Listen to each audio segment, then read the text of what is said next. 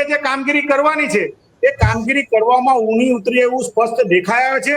ફક્ત કામ પૂરતું તમે જો તેને આવી ઇન્ડસ્ટ્રીઝોને જે મોનિટરિંગ કરવાની જે સુવિધા છે એ મોનિટરિંગ કરવાની સુવિધા પણ જીપીસીબી પાસે ઉપલબ્ધ નથી.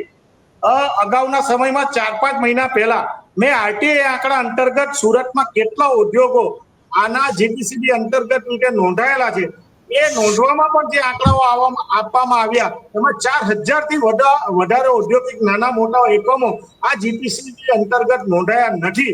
એટલે તમે કલ્પના કરો કે કેટલા એવા ઉદ્યોગો કે હવામાં પ્રદૂષણ ફેલાવે છે, પાણીમાં પ્રદૂષણ ફેલાવે છે. આને લીધે કોઈ પણ ચોક્કસ આંકડાઓ આવતા નથી. એટલે મહાનગરપાલિકા અને રાજ્ય સરકાર આજે છેલ્લા 30 વર્ષથી ગુજરાતમાં ભારતીય જનતા પાર્ટીનું શાસન છે.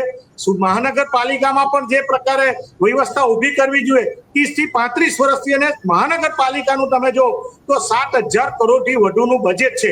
પરંતુ એનું ચોક્કસ રીતે મોનિટરિંગ કરવાને બદલે કોઈ કંપનીને જે કોઈ કોન્ટ્રાક્ટ પદ્ધતિથી સમગ્ર બાબતની જે મહાનગરપાલિકાના આંકડાઓ કે એનું મોનિટરિંગ કરવું જોઈએ એક એજન્સીને કામ આપી દેવામાં આવ્યું છે. અને આને લીધે સુરતના લોકો મોટા પ્રમાણમાં તમે જો આજે સુરતની હોસ્પિટલોમાં હવાના પ્રદૂષણના કારણે દમ, અસ્થમા, શ્વાસોશ્વાસના કે અન્ય મોટા પ્રમાણમાં દર્દીઓ 30% થી વધુના દર્દીઓ આજે સુરત શહેરમાં જોવા મળે